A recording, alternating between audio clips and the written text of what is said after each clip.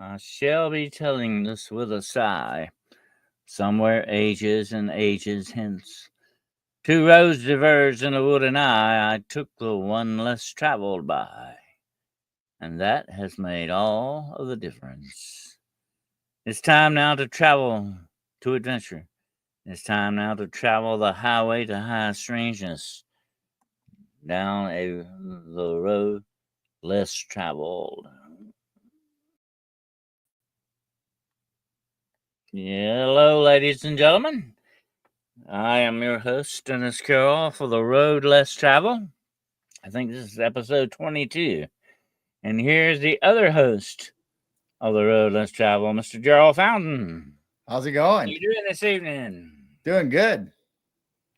Yeah, we're a little rough around the edges here starting up. We're getting everything, getting our ducks in line here. My ducks always scatter all over the place, by the way. I don't know why that is anyway. But tonight we're going to be doing, folks, we're going to be doing bridges, haunted and otherwise, okay? We got some interesting stuff on the bridges. Bridges are part of our life. We go over them every day. We travel them. A lot of times we don't pay any attention to them, but some bridges cry out for attention. Definitely. And those are the bridges we're going to be talking about tonight. Hey, Gerald, you going to ask me where I've been? Where have you been? I've been at the airport, Gerald. I was going to say goodbye to all them celebrities that were leaving the country, but nobody showed up. No. You know what? I think they was talking the talk, but they wasn't walking the walk, Gerald. But anyway. Well, they got till January 20th, so yeah, there you go. Absolutely. I want to say hello to everybody out there. Give a little shout out to Aussie Sue, Sweet Aussie Sue, and Wizard Moon, and Demaria. That Demaria there. Okay, that's a bunch of D's, okay. And let's see who else. We got Catherine Pierce. Hello, Catherine. And Crystal Carol Cleveland. Hello, dear. Sweetie pie, how you doing tonight? Okay. And somebody named Midwest Night Watchers. Oh, you better watch him. They're watching the Midwest tonight. Yes, sir. And Susan. Hello, Susan. Dragonfly. I like that dragonfly. I like dragonflies. You know, they eat mosquitoes, you know. They're okay in my book. Anytime, buddy. Yes, sir. We need all the dragonflies we can get. That's right. Mm-hmm. Hello, Kyle Smith, my brother Kyle Smith. He's waving at everybody there. Shiro, hello, Shiro. And let's see who else we got coming in here. Urso, hello, Urso. So we're getting the full house here, Gerald. You about ready to walk some bridges here, buddy? Yeah, let's take everybody on a walk. There we go. Yeah, we'll give them a few more minutes here and let everybody gather in here into the grotto or the man cave. It's a man cave now. We got two guys here hanging out. So. Anyway, all right. Let's see. Well, you know, we got a lot of, I was just thinking bridges have played a very important part of our lives. Look at you got, hello, Philip. Good to have you here, Philip. One of my favorite movies is Ridge Over the River Kwai. Remember that? Yeah, I like that movie. That was a good movie, yes, sir. Great movie. That was blowing up a bridge, by the way. That was what the whole thing was on that. But, bridges are very essential sometimes in warfare, either for moving your troops across or destroying them if it belongs to the enemy. A lot of that happens. And then you got very famous books like A Bridge Too Far. That's a good one. Oh, yeah. And then you got, haunted bridges. We're going to talk a little bit about that. We're not going to do nothing but haunted bridges, but we're going to talk about a few haunted bridges. My favorite one is Sachs Bridge in Gettysburg. Oh. Have you got any pictures on that? No, I did ones from Illinois actually because there's a lot in Illinois. I got one. I got that one from Gettysburg. We're going to show that. That is very. If I were to go to Gettysburg, that's where this old guy would hang out. I would camp out in that bridge because it has a very bad history, north and south too. By the way, supposedly 3 Confederate soldiers were hung from that bridge for desertion. Oh wow! And then, of course, it was used by both sides as sort of a makeshift hospital for a while. You know, where they kept some wounded soldiers, and there were a lot. And according to ghost stories, we're going to talk some more about this later. But according to ghost stories, you can still hear the moans and groans of these people on that bridge sometimes at night. So it's very interesting. We'll show that in a few minutes. And anyway, there's a lot of interesting thing about bridges. And, you know, we've heard about bridges since childhood. Well, who was it lived under the bridge? Yeah, remember, Gerald? I remember some trolls lived under the bridge. That's right. You had them old bridge trolls hanging around. You know where they? You know why we don't see any trolls under bridges anymore? No. Well, they all went to and got on the computer and the internet, by the way. All the trolls on the internet. That's where they at. Yeah. A bunch of trolls. They went from bridges to basements. They relocated. Yep. Hello, Ida. Good to have you here. Okay, well, we're getting the full crop in here, so we'll go ahead and start welcome everybody. About bridges. Now, you got a lot of bridges in your section of the country, I'm sure. You got any covered bridges up that way, by the way? That's my favorite. Well, I have one to start with that we can talk about, and it's pretty much a famous bridge that everybody in their state probably has the same kind of story. So I'll bring that up first to show everybody, or we'll talk about it. Let me get it all ready to go. Okay, here's the bridge I'm talking about that's haunted. Okay, that's the one. And it's called Sachs Bridge. I think it's spelled S-A-C-H, something like that. Sachs Bridge. And actually, it used to, people were driving over this bridge for many years. But now they've closed it off because it has so much history. But what happened was during a storm, that whole bridge got displaced off its foundation.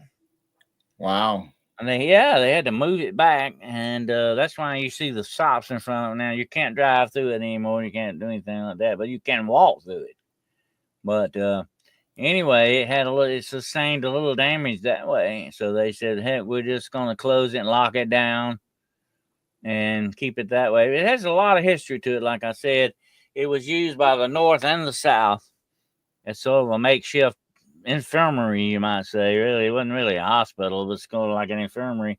Well, they just put the troops that were wounded there for a while. And but like I said, the story goes that there were 3 Confederate soldiers that were hung off of this bridge for desertion. Deserting something. That was back in the old days, by the way. They don't do that anymore in the military. But that was a big, big no-no. You did not desert, and usually they would hang you or shoot you for doing that. And so that was one of the things that got a little bit rough. But there you go. That's in Gettysburg. I think I saw that one online. They had a live 24/7 stream of it when the floods were coming through and moving it off its foundation. Oh, yeah. Well, there's a lot, now you remember the Rainbow Bridge that they had for the pets and everything? And where was that? I think it was somewhere in Tennessee. It got completely wiped out by Hurricane Helene. But they had they had a little Rainbow Bridge set up thing. It was like a little garden. And it had a little rainbow bridge, the rainbow painted bridge. And on the bridge, people in memoriam to their pets, their cats and dogs, they would hang the collars on this, or their tags on this bridge. And unfortunately, sadly, that whole bridge got washed away and everything. But they did rebuild the bridge. They did rebuild the bridge, but unfortunately, all those collars and everything, they're gone. That's it. Wow. But that was sad. But this is here now. Let me show you. Is a picture of the real Rainbow Bridge here. Okay. Let me get it up for you. Here's a real Rainbow Bridge. And of course, that's a drawing. But here's another rendition. Now, that the Rainbow Bridge that we're talking about is a very famous bridge here, Gerald. And you'll know this when I talk about. Here's another shot of it. Okay. This is the bridge that really the pets don't go over. Okay. This is the original Rainbow Bridge. Goes to a place called Asgard. And the name of the bridge is Bifrost or Bifrost. And that is guarded because Asgard is Valhalla, sort of heaven. And it is guarded by a certain god, one of the Norse gods. I can't think of his name. Supposedly. Very famous bridge that people talk about. So that's sort of the bridge to Valhalla to heaven. Yeah. C.L. Lewis. Mm-hmm. But now let me throw this in right quick before we get any deeper into this. This is another haunted bridge, and it's about 15 miles from where I'm at right now. And this bridge is Crybaby Bridge. It has a history, supposedly, of a woman who threw her child off of this bridge and then committed suicide on this bridge.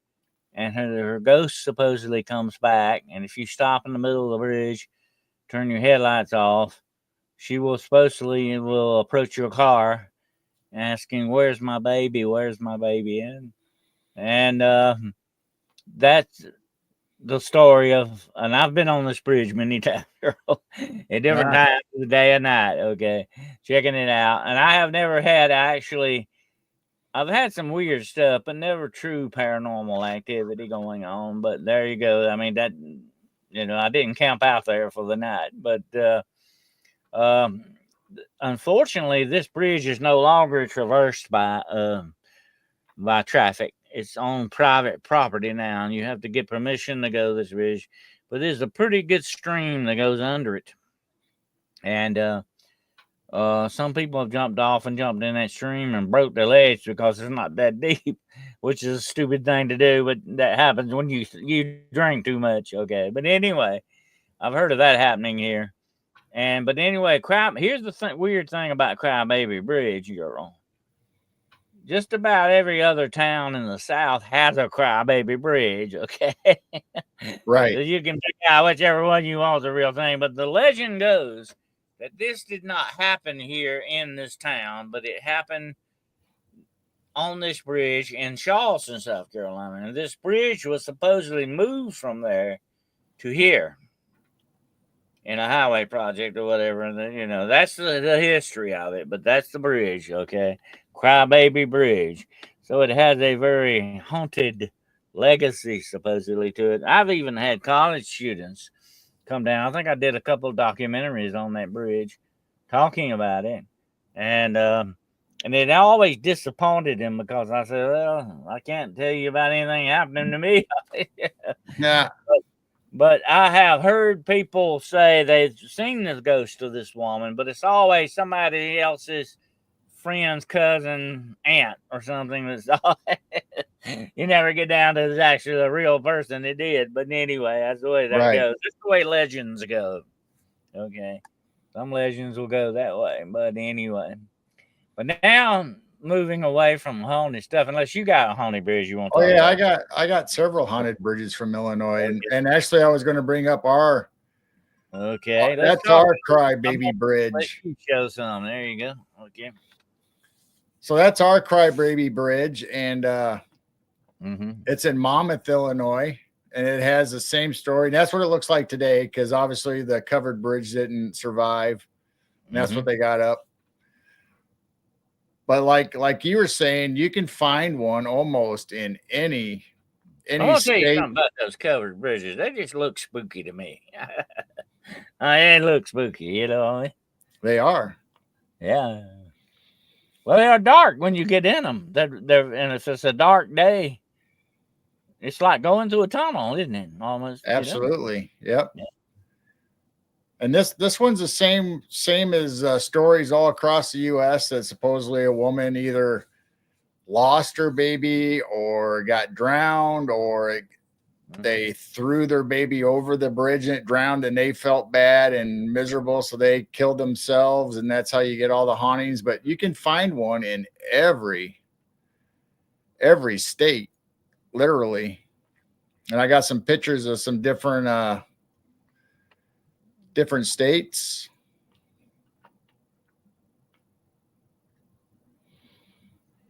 That's interesting. Very interesting. As a matter of fact, that Crybaby Bridge I was talking about, this is what Crystal, my niece, has to say about it. She has visited it on occasion. And so, but like I said, there are a ton of Crybaby bridges out there. Okay, wherever this legend got started and how it got started, that's the strange thing, Yep, exactly. So there's Kentucky's Crybaby Bridge. Mm-hmm.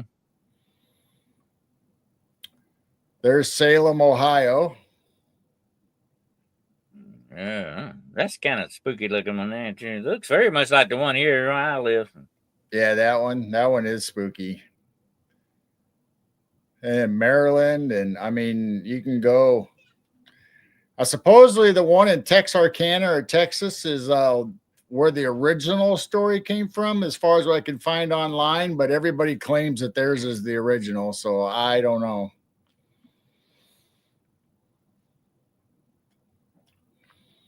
It's not right. Riley Ron talks about the Screaming Bridge in Maine. You have a lot of different stories on this. This is very much, girl, like the very famous woman in white, that flags you down on the highway, and you give her a ride, and she Right. disappears. Yep. In that respect, I think this thing is spread all over the world. But we have a variation on it here. It's not a woman, but a man who supposedly died in a airplane crash. It's a small airplane.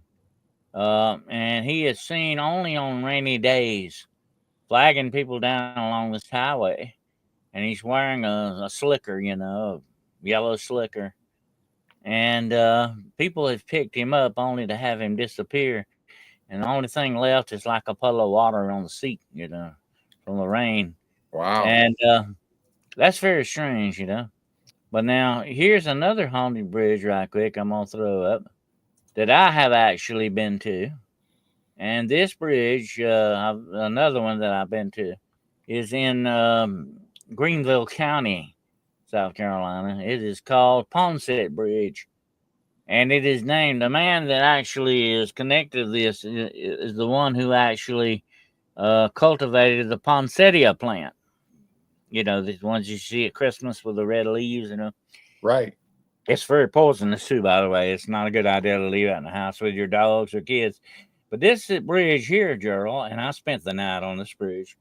It had some very strange things. We had a lot of whispering going on and stuff, and a sound like a horse walking up under this bridge. Now there is a stream there, but there's rocks too, and we could hear something like that walking under this bridge. But this bridge, by the way, is the oldest bridge in the state. And it goes back to the late or early 17th, the early 17th century, late 16th century. This thing is a very old bridge. And there is a legend also connected to it of a man being lynched and hung off of this bridge for I think the crime of raping a woman or something. They called him and they lynched him, and they did it on this bridge supposedly. Now that's just I never found any true historical documentation for that, but that's the way that goes. But that is called Poinsettia Bridge, and it is a lot bigger than it looks here in this picture. It's a lot longer, but it is still you could drive a car over this bridge. It is still well made, but the top part of it of course, they're stone, but the top part of it has probably got about 2 or 3 foot of dirt on it. Oh, wow. So that thing has been there forever. Yeah, very old bridge. That's one of the oldest bridges I've ever been on. But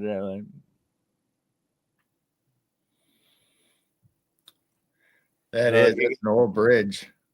yeah, bridges are amazing. You know, here's the thing about bridges, Gerald. Okay, there's a spiritual connection with them because bridges go from one location to anything that leads you from one place to another, like passes, you know, in the mountains or crossroads. Anything like that that seems to lead you from one destination to another has a lot of mystical, spiritual stuff connected to it. And so are bridges. People believe that bridges have a mystical connection. There's a lot of ghost stories connected to bridges. There are a lot of supposed even UFO sightings connected with bridges, flying over bridges or under bridges, stuff like that. It is fascinating when you look at the bridges and how much they figure in our culture and our folklore and everything. You know? Yep. Here's another bridge in our, well, not our area, but in our state. It's a ways away. No? This is the Airtight Bridge, and it has the same kind of story, but this is a woman was murdered and thrown off the bridge, and supposedly she was decapitated and her hands were missing, her feet were missing, so they couldn't identify her, whoever did this. And I don't know if they've ever came up with the identity of it or not, but the strange thing about this bridge, and it's in Cole County in Illinois, and then you take this bridge and it leads you, obviously through some country roads, and you end up at Ashmore Estates. Yeah. If anybody's ever heard of Ashmore Estates, it's a fairly famous worldwide for hauntings. It looks kind of like a castle a little bit. Yeah, this was actually not only like a mental asylum, but like a poorhouse for the area. And it is extremely haunted, and you can go there now and spend the night and do paranormal hunts. But that bridge leads to this house. Yeah, that's amazing. That would be a good investigation site, definitely. Yeah, absolutely. So there you got a spooky bridge leading to a spooky house. Yeah. Got a good connection there. But like I say, the bridge symbolizes going from one place to another, like from life into death in a way. You know what I'm saying? You got that kind of a mystical connection thing going on. And a lot of death did occur on bridges because they would use bridges to hang people. Because it was very convenient scaffold. You know what I'm saying? Right. Easy to do. They did that. They utilized that a lot in war. There's a very famous ghost story that was done, I think, on the Twilight Zone. The incident at Owl Creek Bridge. I don't know if you remember this, but they are hanging this Confederate soldier. I think a Union have captured him and they're hanging him as a spy, I think. And they're hanging him on Owl Creek Bridge. They're going, but the rope supposedly breaks. And he goes down in the water and he gets away and he swims ashore. And during the whole thing, he's trying to get home. Okay, trying to get back home. And there's a wind. He keeps hearing something like a wind and all that, But the whole thing at the very end turns out that he really never escaped. He really is hung off of that bridge. And one of the soldiers says to the other one at the end, he says, "What do you think he had any, time to think about anything?" And the other one said, "Nah, probably not."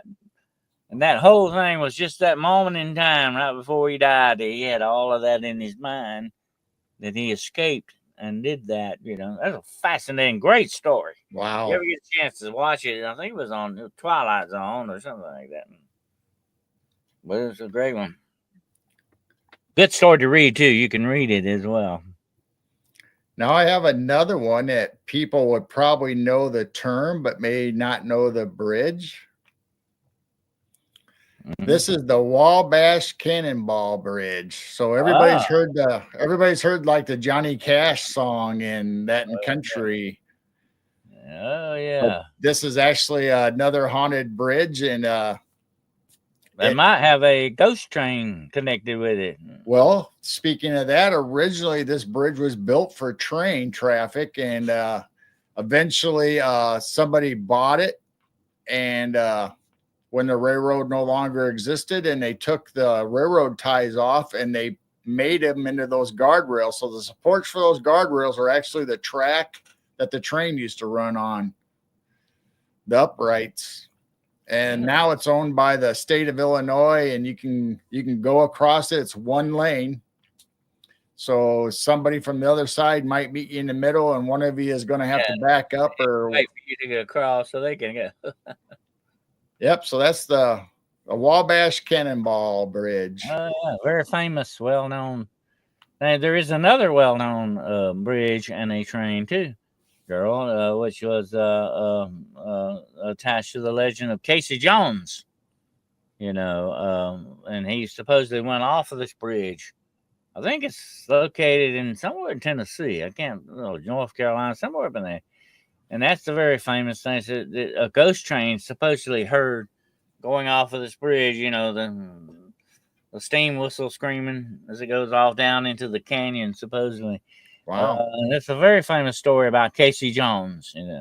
He died with a throttle in his hand. He kept, in other words, he saved some of the boxcars or something by keeping them on until the last minute or something. So he was sort of like a hero too. Wow. But anyway, that's another famous one. There's a bridge connected with it. But that's one of those great big railroad bridges. You see them, through a canyon, and they're like very high pylons on it, Oh, yeah. You go off of that, you go a long ways down. Yeah. But speaking of that, let me show this one here, okay? This is one of the longest freestanding footbridges in the world. This thing is, I'm going to show it up. This thing is how high this thing is. This thing is about, let's see, let me get this up. It's coming, here we go. This bridge stretches about 2,365 feet and hangs 311 feet above the valley below. Would you like to walk that, Gerald? Wow. That's crazy. That is way up there, man. Now, here's another little shot of it, and this is a long shot of it from the air. This bridge hangs over a valley, and it is one of the longest free hanging bridges. Look at that. That's it right across there. Oh, my gosh. It's in the clouds, girl. Look at those clouds. I bet that's a great view. Yeah. That would have to be that. I would not want to walk that bridge on a windy day. No way. Yeah, could you imagine that swaying back and forth? Yeah, you'd be doing the rock and roll thing there. Yeah. Mm-hmm. Actually, that would be very dangerous on a windy day. I would not want to attempt it. You could get blowed off really easy.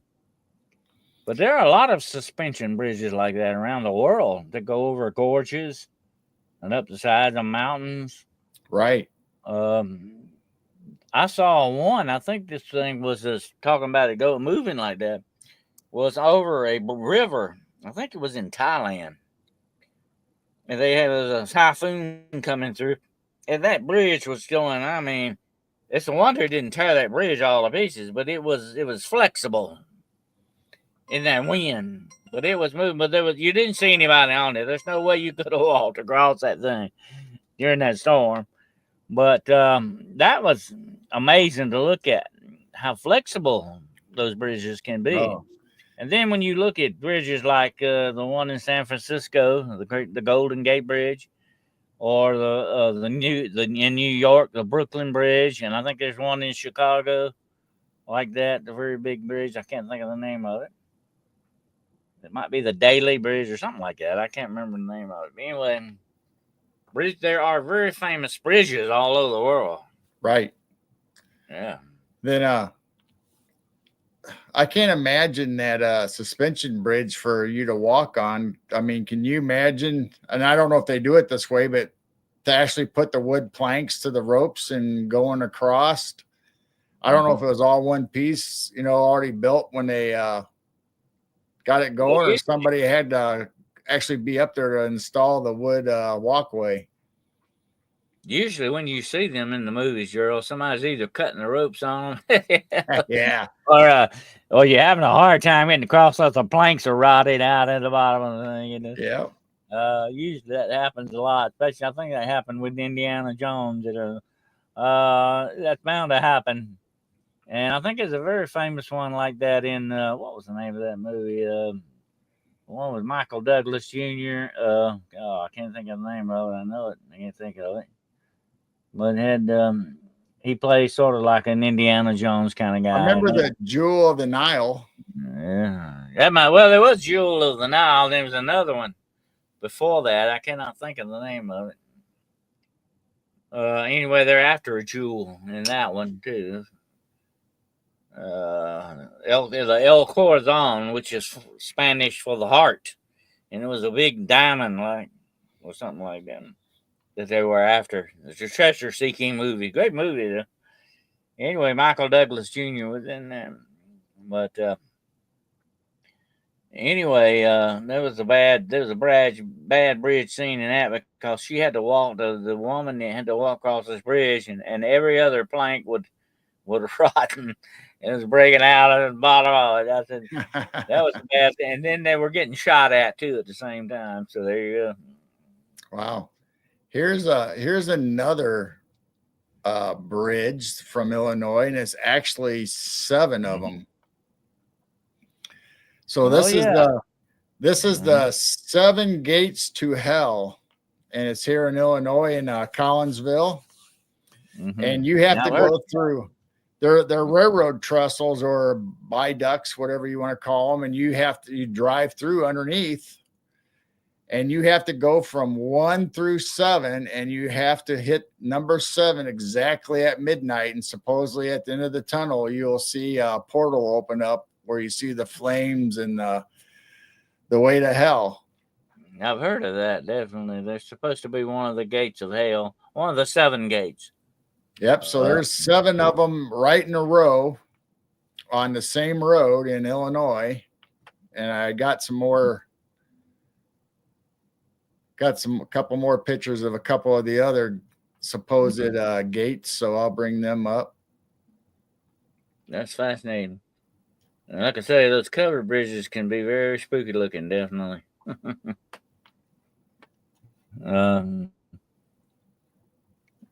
But a lot of things, I'm sure a lot of crime has been committed on those bridges and stuff too. You know what I mean? Yep. So there's a lot of robbery.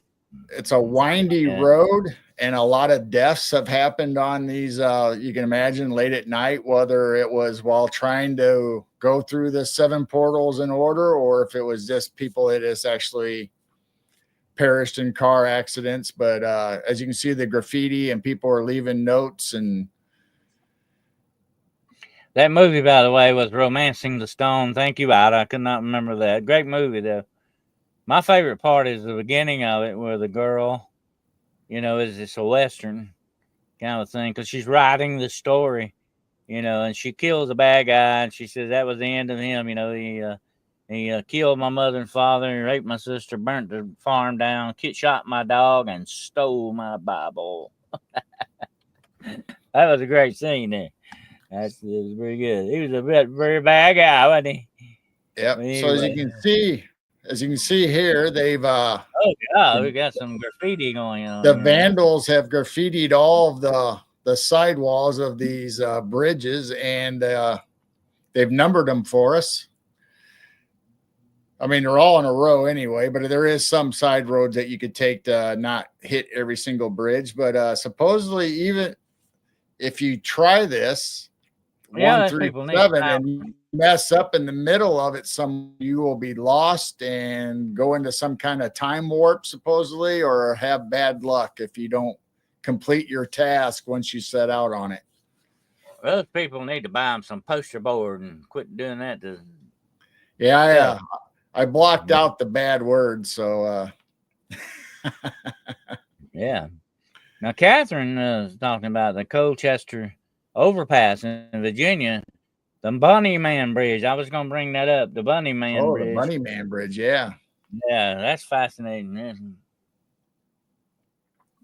That's sort of like a serial killer thing, too, He was supposed to be something like that. They dressed up in a bunny suit. And he would go around axing people. He was unaliving people with his axe, put it that way. And he was supposed to be a real bad critter, but the whole thing is really a legend. None of that ever really happened, folks. It's a made-up legend just to scare kids on Halloween. But here's the interesting thing, okay? Here's the but to it, okay? But it's thought now that since people have talked so much about the Bunny Man, have been so afraid of him, have put so much fear and emotion in that now there really is a real Bunny Man killer. He has been, he has been manifested by these people and by the fear and horror of this. So now he does exist. So do not hang out around Bunny Man Bridge. So here's the last one I have for Illinois. Okay. This is the Axeman Bridge. Oh, the Axeman Bridge, huh? Yeah, and that's in Crete, Illinois, getting closer to Chicago, out in the farmlands before you get in the city. And supposedly he did not like people trespassing on his property.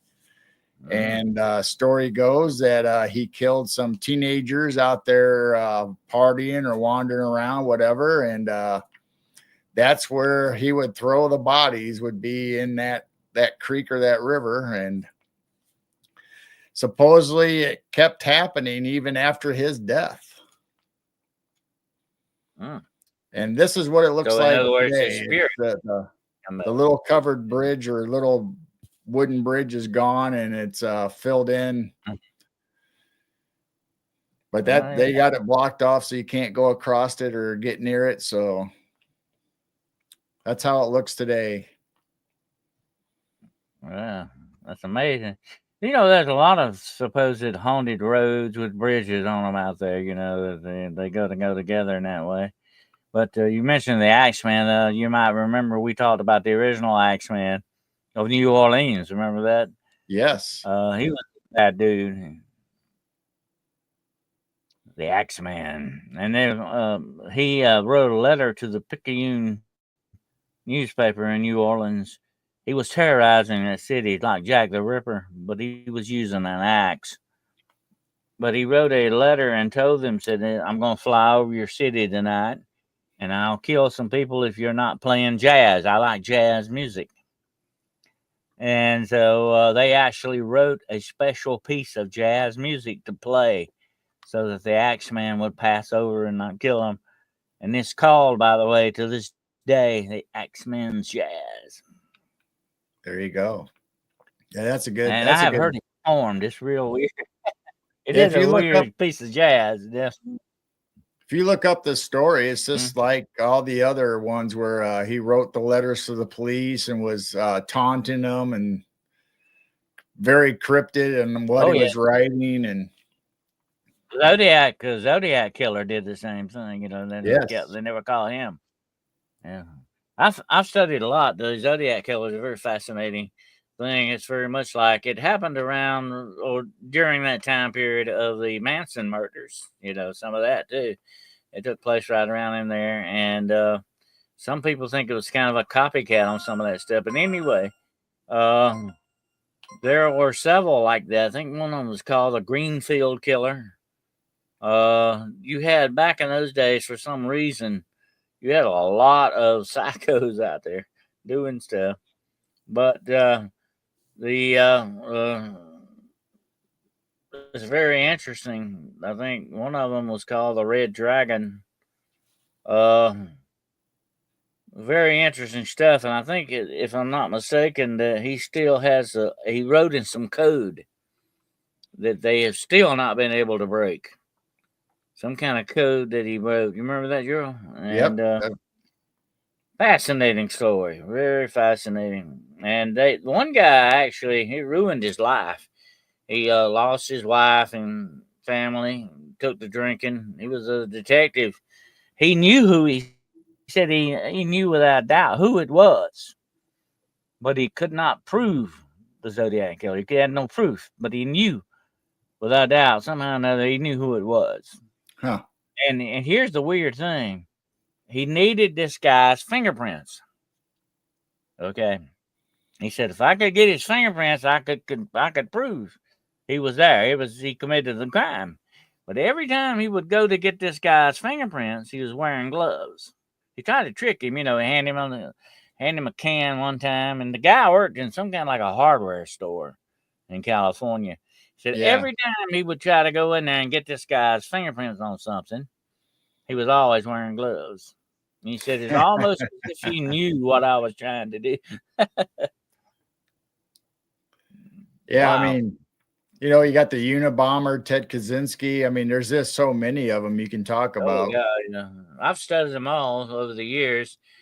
Because if you really want to get into criminology and psychology on this stuff, you get into those guys because they're very messed up people, really messed up. When I It's took, kind of like they say, I didn't get a pony for Christmas, so I'm gonna kill as many people as possible. when I That's took kind of the police way they science, think. when I took police science in college, one of my first classes was criminology, and Oh yeah. he was an old retired detective teaching the class, and he says, "Well, I'm going to weed the students out here that's not really interested in this," and he would show actual crime scene photos from actual murders, and you know I what? got a trivia question for everybody watching tonight. That thinned out a lot of the class, I tell you. Oh yeah, it's fascinating stuff. The criminal mind is really a science into itself. You know what I'm saying? But I got a little trivia question for everybody. I am wearing my alma mater shirt tonight, okay? This is the University of Miskatonic. That's my name, my number one university. Does anybody out there know what this university is and what it's connected to? I just thought I'd throw that out there and see what happens. This is Miskatonic University. Does anybody know that? Come on now, there ought to be somebody out there that knows. There's got to be somebody out there that knows it. I see. Don Fortin. I suppose if you were a murderer, you'd be cautious and careful. I believe I could commit the perfect murder if I had put my mind to it. And perfect murder has been committed. Look at OJ, by the way. He got away with it. But if you put your mind to it, yes, you could do it. But you'd have to be very careful. You'd have to know what to do. Definitely plan it out. Freedom of his way. He denied he was not the killer, and then confessing he did it. Yeah. Well, that's another thing about that. A lot of conjecture on him, but I don't know. Look at Charles Manson. Catherine's bringing up Lizzie Borden. Charles Manson was good at sending people out to murder other people. Yeah. He didn't do it himself. No, he did murder some people, though. He did. He killed, I think, a black man that was selling him drugs or something, and he didn't like the deal. And Charles Manson pulled out a sword and killed him. And they buried him out there somewhere. Charlie Manson was in Illinois, in Peoria, Illinois. Oh yeah, he was in prison. Relatives, and he was actually getting in trouble in Peoria, and they actually shipped him away on a bus so he didn't have to deal with it. Yep. Before he headed out there to California. Yeah. So they could have had him in prison and jail before. Make it somebody else's problem. Yep. Hey, we got dumped. The family, I think it was the grandmother or whatever, didn't want to deal with it. This whole country's got dumped on for the last few years here. You know what I'm saying? Right. I think it was actually the grandmother sent him on a bus out of there so he wouldn't be caught again or in trouble or have any more trouble. She's the one that sent him away. Well, really, in some ways, it was good to do that, not go to prison, because in prison was much more bad influences. That's what happened to Charlie Manson. He got raped in prison several times.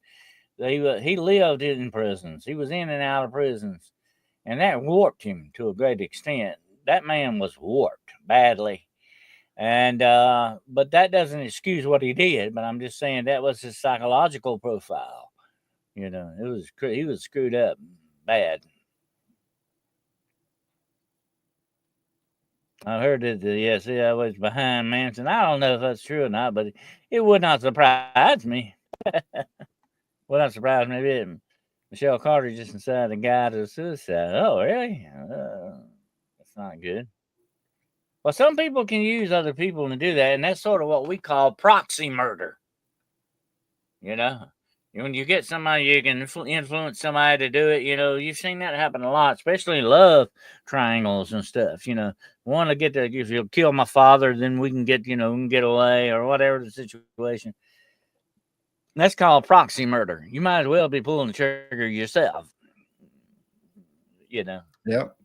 There's a lot of that going on even in the internet now, where kids are picking on other kids or tell them to kill themselves, or, or somebody will put a video out there saying they want to kill themselves, and everybody will jump in chat and say, well, why don't you just do it? Go ahead, do it. By the way, hold on just a minute. Let me say something to Mr. Brown Dwarf out there. Mr. Brown Dwarf, I'm trying to get in touch with you through your Facebook Messenger.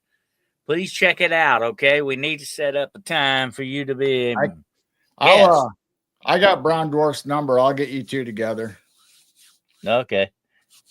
You can send that to me, but I sent him a message on his messenger, and I don't know if he checks that or not. He denied he was a killer to his dying day. I'm reading this stuff. There's a lot of innocent people in prison. Well, hey, I'm going to tell you what. If you go to prison and you ask somebody, did you do it? They never do it. They never own. Some of them, most of them, never own up to it. You know they did it, but they're not going to tell you they did it.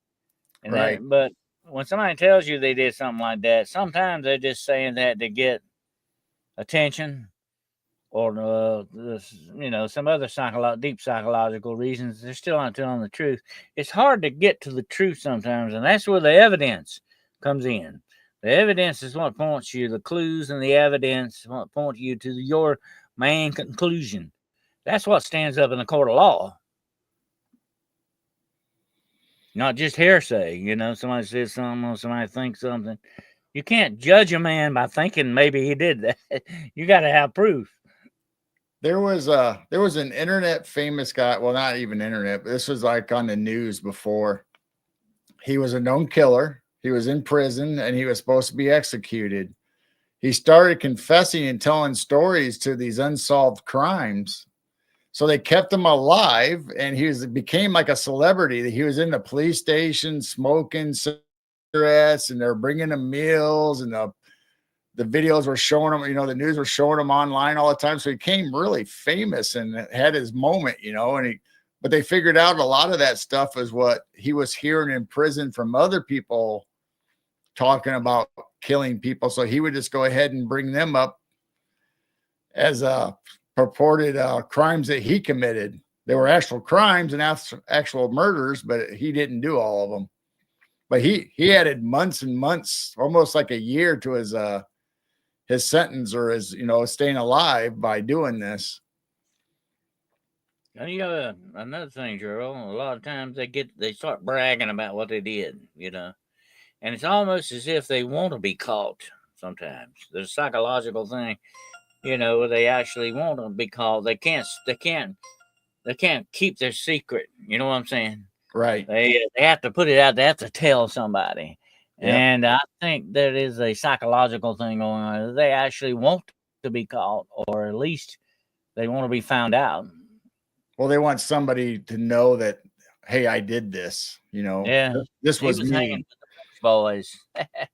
Brown door said Charlie was hanging with the Beach Boys. I'll tell you somebody else he was hanging out with. I don't know if you know this or not.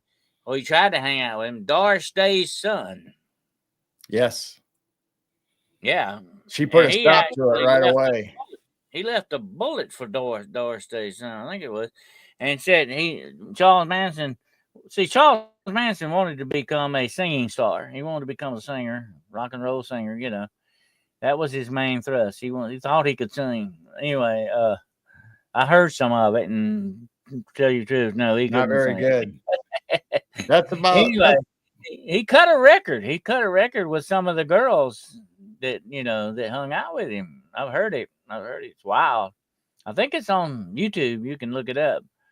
Anyway, he got mad at Doris Day's son. He was a music producer, and he didn't want to mess with Charles because I guess he was weird anyway. He didn't want to mess with him, and he sort of avoided him. And finally, when the last time Charles Manson come to see him, he left a bullet. Now that was sort of like saying, I've got it in for you, buddy. You better watch out. I'm coming after you. He never did get him, but I think, and they will not tell who this was, but on the night of the La Bianca murders, some of the girls were sent out to kill somebody, and they would steal money too. They would not only prostitute, but they would steal money from people, if they got the opportunity. But they were sent out to it. One of the girls was sent to an accident. They will not tell who this is, but they said he is a well-known movie star. And the only reason he's alive is that he was not home that night. Wow. One of the girls knew him and was going to go there and say, hey, I know so-and-so. Let's go kill him, kind of thing. And he survived because he happened not to be home then. Wow. Yeah, Manson was I don't know. He was crazy about the Beatles, and he tried to get a hold of them and send his records and his songs to them, and they didn't want to have nothing to do with them either. But that's how he became friends with the Beach Boys, actually, or the one Beach Boy. Helter Skelter. Yeah. Well, actually, he had this all planned out. What he wanted to do was he wanted to kill some black people and then blame it on the white people so he could start a racial war. Yep. And then he thought that all the black people would wipe out all the white people, and then he would come in and be their leader and be their God. He'd be Jesus for them. Okay. It's what he thought. That was his plan. Helter Skelter.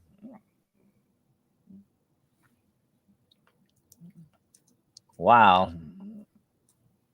But yeah, I would advise anybody, if you want an interesting read, if you want to get into the minds of something like that, you find a copy of Helter Skelter and read it.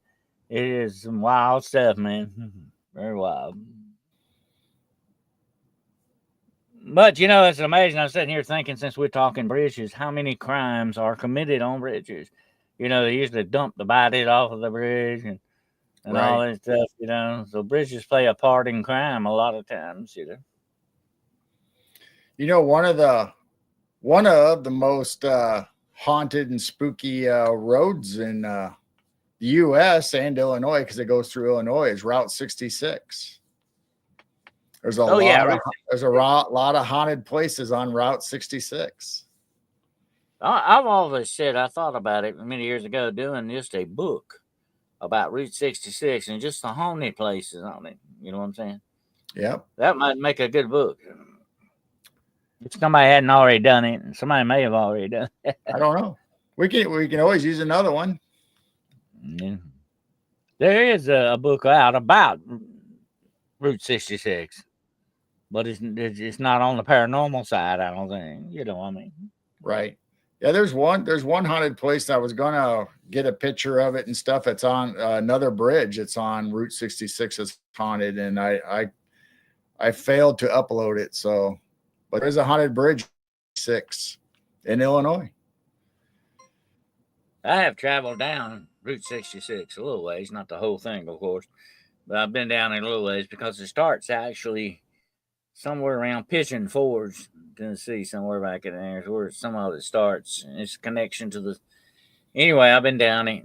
it's very strange. But what's so interesting about Route 66 when you get on it is so many ghost towns connected with it and shut down places and stores and stuff like that. Yep. So it's kind of like, to me, it would kind of be like driving through an apocalyptic type atmosphere. You know, the apocalypse has already taken place. Kind of, it kind of would have a feel like that to it, because you're Yep. moving through a part of the country that's died and moved away, or something like that. You know. In You can many still cases. travel down most of it. Some of it's disappeared. I mean, the traces of the Route 66 is still there. You can't really drive on it though, but there's a lot of highways still left that you can drive on, and they've restored some of the motels, like teepee motels, and all the cool things that you can find on your trip on 66. Well, then you have highway. I think Highway 101, which is associated with UFOs and Roswell and all that. So highways, just like bridges, they get a lot of designated stuff to them, whether they be legends or things that happen. Like a very famous legend in Texas on the railroad crossing with the little kids ghosts push you across. Yeah. So a lot of that stuff is connected.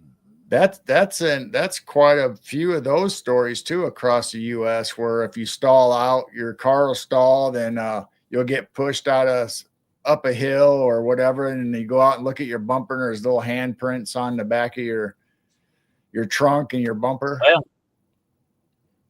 about a half a mile away from where I'm at right now, there is a story of a railroad crossing like that. I looked into it, by the way. I said, I never heard about that.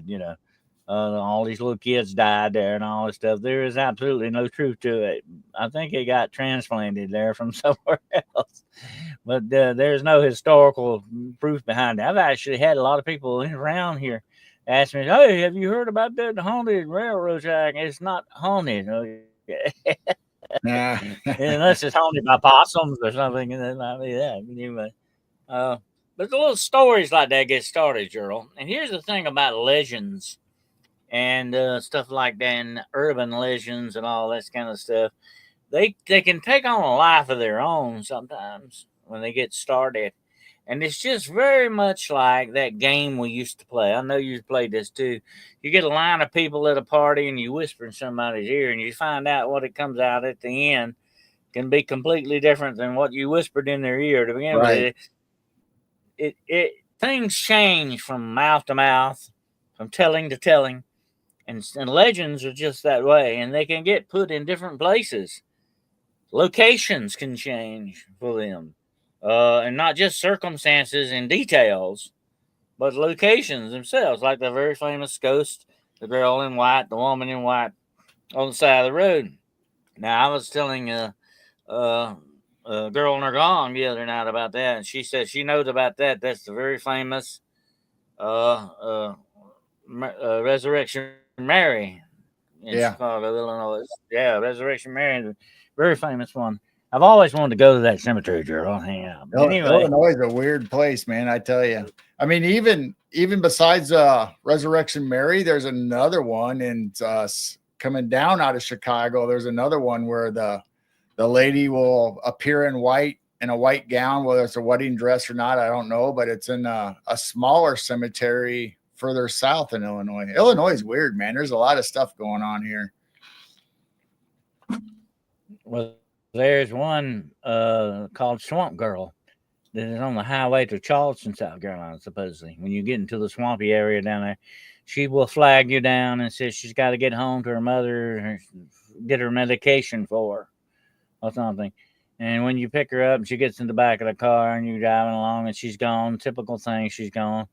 My favorite one is the one that I think this was in France, where I think it was right outside of Paris, where you pick this girl up on the side of the road, and she's usually in the front seat with you. That's the Paris guys are wild. Anyway, she's in the front seat, and they're driving down the road. She'll say, "Right over here, yeah, right here. Stop right here. That's where I died." And the guy Wow. turns and says, "What did you say?" And she goes away. She's gone. And that's pretty neat. Stop over here. That's where I died. There's other ones. I mean, it might be the same thing as Crybaby Bridge, where the story just keeps going across the U.S. and everybody has their stories about it. But there's ones where you pick up the girl on the side of the road and you're giving her a ride home, and she gives him directions, and he pulls up into like a dead end where a cemetery is, and she's gone. That's it. I'm surprised nobody's found out about Miskatonic University out there. Come on, people. Yeah, I'm sure somebody Miskatonic knows it. University. Come on. It's famous. It's very famous. Who's it connected to? Okay. Not me. Okay. Well, you went there. You said you went there. I just got the shirt. Now, there's two bridges that I brought up earlier in Illinois that deals with cars stalling. The one is the same what you were just talking about. If you pull up to the bridge, it stalls out, and supposedly your lights and your horns honk and all kinds of stuff. Even though you can't start the car, something is making it happen. And another one is if you put your car in neutral, there's two grades to the human eye. It looks like it's going uphill, and your car is like somebody's pushing it up the hill. Sometimes you can run into hills that will do weird things like that, that don't seem like it's a hill. Anyway, I was going to say, I got a real good one for you. I had a truck driver tell me this one time. They said that there was I don't know exactly where it was at, but there's a certain curve in Texas, South Texas, somewhere in South Texas, on a highway, that when they get to this curve, the truckers speed up because, usually you slow down on a curve, Right. They speed up because this certain curve, this woman will jump up on the side of your truck, up on the, your foot rail. She'll jump up on the side of your truck and scream at you, let me in, let me in. But you can very much see that this lady is dead. She's dead. She's a little zombie looking thing. Okay. Oh. And, that they are so scared of this that they speed up so that she can't jump on their truck around this curve. And they supposedly found out later she was hit by a semi rig on that curve and was killed, and that her ghost is still there trying to get back to wherever it is or whatever the situation is. But she supposedly haunts this curve. Wow. Mm-hmm. She got a lot of stories. I think I read a book years ago called Haunted Highways, and it had a lot of these stories like that in it. There was one, and another truck driver told me this one, that he pulled over one night. It was a real foggy night, and he was tired, and he pulled over and he got in the back. He had a little cab in the back, and he got in the back and was laying down and said, he heard something at the window, something scratching at his window. There's a little window there, and he looked, and he said there was this pale-faced woman standing there. And he said I was out in the middle of nowhere. There shouldn't have been anybody around there. And said this pale-faced woman was scratching on his window. And said that she said, let me in. And when she talked, like her jaw would fall down. She like she was talking. He said what he was really looking at was some kind of demonic looking thing. And he started praying, and he rebuked this thing in the name of Jesus, and he went away. But he said, as soon as he got away, he said, I got up and I went and I cranked the truck up and I drove about 50 more miles before I slept the rest of that time. He was not going to stay there and sleep in that spot. So, who knows what you might run into on the highways out there, Now, John Fortman got your university, and then Urso was right behind him.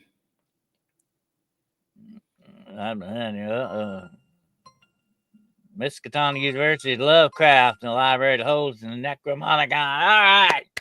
Congratulations, Ursa. I wonder if you would get that. That's one of my favorite universities. It never existed, but it's a favorite. Yep. Yeah, so John got it first, and then Urso was right behind him. Oh, okay. I'm sorry I missed it. Okay, John. Good. Congratulations, Coco. You were great on that one too. Really good. Miskatonic University, home of the Necromonicon.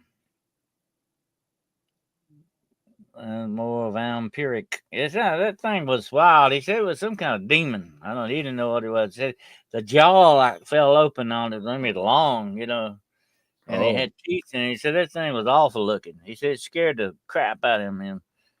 But he said I got in the front and drove 50 more miles before I went back sleeping.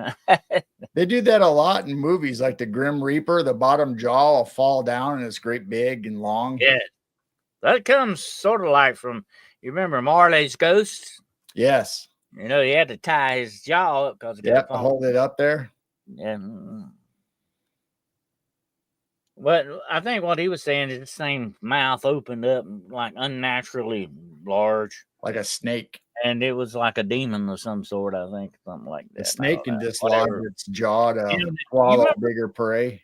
Have you ever heard of J.C. Brown? It doesn't ring a bell. I mean, not J.C. Brown, J.C. Johnson. J.C. Johnson. He was a very famous cryptid investigator, and he lived out in the Four Corners area, New Mexico, Arizona, like that. Anyway, he told the story one time. They were out in the desert, on a road out in the desert. This is sort of like a skinwalker thing. And said that they were, in the middle, absolutely middle of nowhere. Nothing around. Nobody's house and nothing. You know how it can be out in the desert, miles and miles, And said they were 4 of them in the car. I think 4 guys in the car. And said they're going down this dirt road, and this woman walking down this road, on the side of the road. And they said, well, what in the world? This woman probably needs help or something, out in the middle of nowhere. There wasn't a car, nothing around, So they slowed down and said, yes, he was on one side. He was on the other side. The guy was on him. The guy was on this side of him was next to what the woman was. Okay. And said when they stopped, the guy next to JC said, you need some help, ma'am? You in trouble? You need some help? So the woman turned around and looked at him and said, the face of a coyote. Oh. And that's when that guy started hollering for the driver, said, take off, and go now, Scared them all and said every single one of them in that car after this incident, they got the heck out of there. And here's the weird thing. I got a real clincher on this one for you. But they said every one of them after this incident got sick. Oh, my. Yeah. And, sometimes paranormal incidents will do that. But here's a clincher. Said they got down about 10 more miles down the road and passed that same woman again. Oh. Wow. Weird things can happen out there in those God forsaken places, buddy. Truck drivers have great stories, man. They see a lot of weird stuff, whether it's the ghost wolf or the white dog going alongside them when they're getting sleepy or, on a long haul, or the story of Large Marge, kind of the same kind of deal. A female truck driver that transforms into something else when she's in the truck with you. I did that on my, I did a rendition of that on my channel with it's the story that's told by the truck driver, the singing truck driver. Oh, God, what's his name? I can't think of it. Anyway, he tells the story of Phantom 309. Remember that? Yep. That's a great story.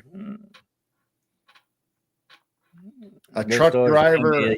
It was the person having the encounter becoming ill and so that happens. Well, if you ever, and that same incident happened to me when I had that thing run in with the men in black. I like to die not long after that. You can have, I think, some very bad mojo on you here. You can run in some bad juju when you run into certain dark entities and things. I have actually had people, and I've advised them about this. I've actually had people say that, after they saw this or something, they got real weak or they like their sugar drops, kind of a sugar drop, like they get real. And I tell them, I said, after something like that, you do need to, maybe eat a piece of candy or, something sweet or drink something sweet and kind of get your blood sugar. It tends to drop your blood sugar for some weird reason. I Yeah, don't that's know. weird, isn't it? But I tell you what it is, Gerald. These things can draw energy out of you. And I think that's what's going on. They're drawing Wow. energy out of you, and that's what weakens you,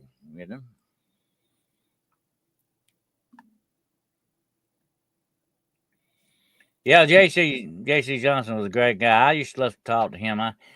He and I had some really interesting discussions on skinwalkers.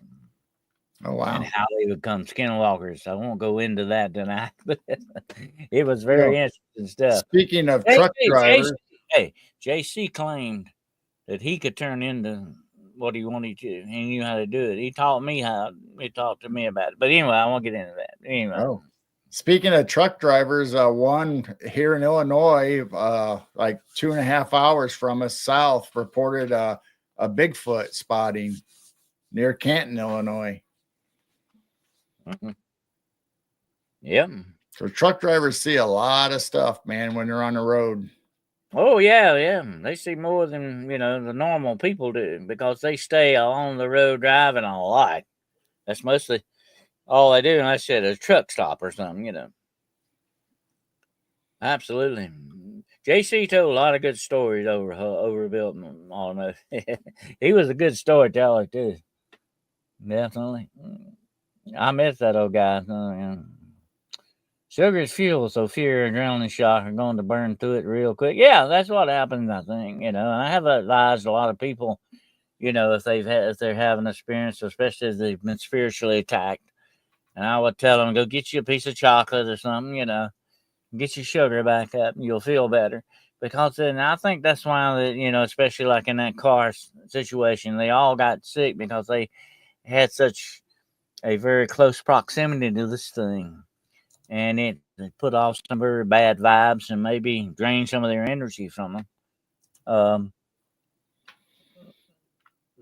But anyway, that's the way it goes in the paranormal business. Yeah. But anyway, we had an interesting show tonight on bridges. We went over an hour here. You got any final thoughts on bridges there you want to share with us? I mean, just like you said, bridges is our main connection or our transport from one place to another, whether it's actually physically in this world or even of the other world. I mean, bridges are a portal and they'll take you places. I mean, just look at all the stuff in London Bridge. We never even got to London Bridge.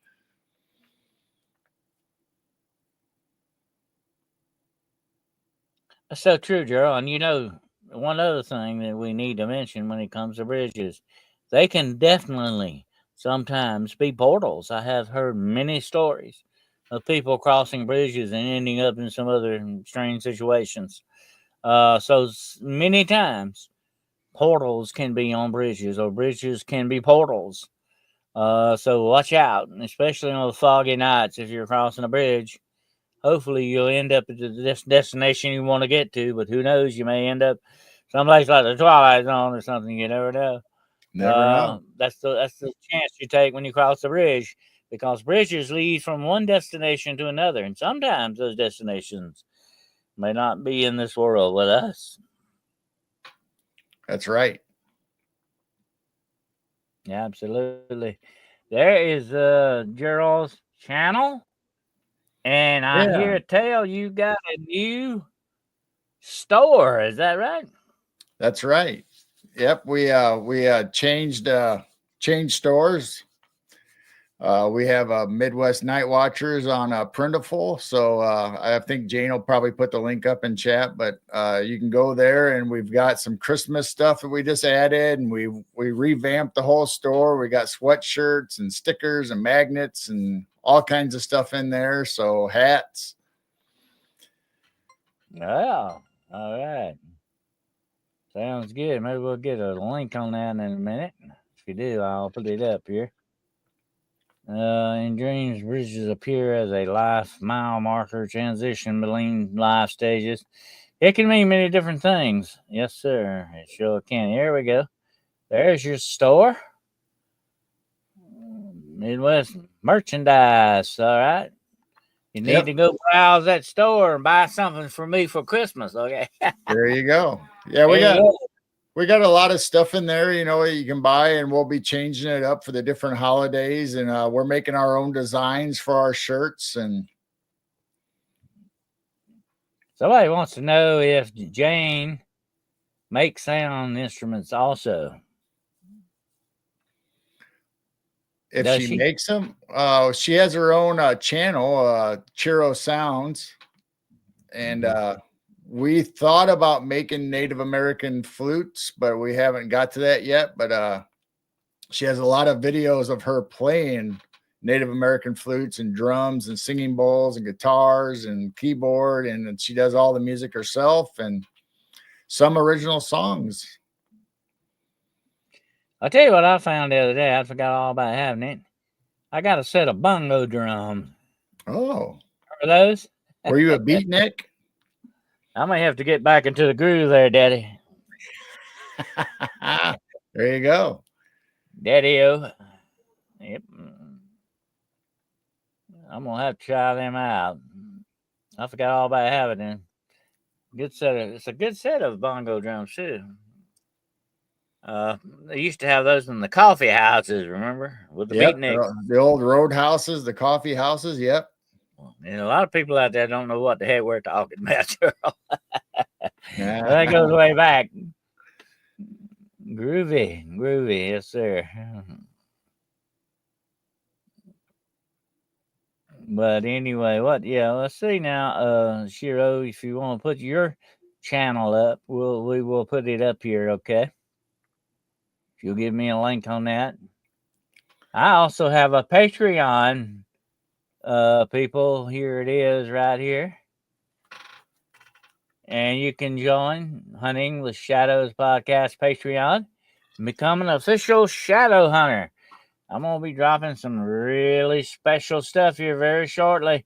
We'll be talking about my night on the island of the dead. Okay, you do not want to miss this, and you're gonna get some sweet stuff too. That's there. We got some swag coming up here, so check that out when you get a chance. Patreon. Then if anybody's interested, on Midwest Night Watchers channel, tomorrow, 6 p.m. Central, we have Lynn Monet coming on and talking about more out-of-body experiences, heavenly experiences, and everything that you see when you leave your body. Here's Shiro Sounds. There we go. I got it. Yep, there's Jane's channel. Good night, Aussie Sue. Sweet dreams, dear. Yep, night, Aussie. Yeah. Then Sunday we have. I'll tell you somebody we lost. We lost Girl on the Gong. I don't know where she's at. She's awesome. She's around somewhere. Then Sunday we have Dacker Stoker coming on at 6 p.m. on Sunday. Oh, okay. Well, I have got Barb Hartman coming up next week, I think, and that'll be interesting. She's a great researcher, and I've been wanting to talk with her for a long time. And I am making a deal to have Danielle Diva Borazon on my show. She is a direct descendant. I think she's a countess and a direct descendant of Dracula. Yes. And that should be very interesting. So we're setting that up. And we got some more stuff in store. But you come back this Wednesday coming up at 9 o'clock p.m. Eastern Standard Time. And who knows what we'll get into, okay? Who knows what will spring on you. I like to keep your life interesting with little surprises there, okay? That's right. Yeah. That's the fun of it, isn't it, Gerald? That's right. Thank Never you all. know. Never know what we're going to talk about. That's exactly right. Keep them guessing. But I appreciate you all being here tonight. Dennis, I hope you email Gary Wayne on your show. You will do it. Yeah, we'll have to set that up one day. Absolutely. I've got some more ideas for some more guests out there. Absolutely. Well, I want to appreciate you all being here tonight. It's been a very interesting program. I think we've kind of bridged this subject very well, haven't we, Gerald? Absolutely. We spanned it really well. There you go. Well, I want to say good night to all the rest of you out there. And don't take in any wooden nickels or whatever it is, whatever the currency is now. And we appreciate you being here and walking over the bridge with us tonight. And come back again next Monday night and see what these two old guys come up with next, okay? And we'll be here. We'll be right here waiting for you on what? The road less traveled, okay? That's right. Absolutely. So I want to say good night to you all. We thank you so much for being here. Thank you, Edie, for being here, and John Fortman, Coco, and thank you all, each one of you. If I don't name you all, you are part of the program, okay? Don't ever forget that. That's why we put out the signal. Isn't that right, Gerald? That's right. Everybody's welcome, and thank you for all your great comments and questions that you brought up tonight. And everybody stay safe out there. Yep. Keep your head on swivel now. Be careful.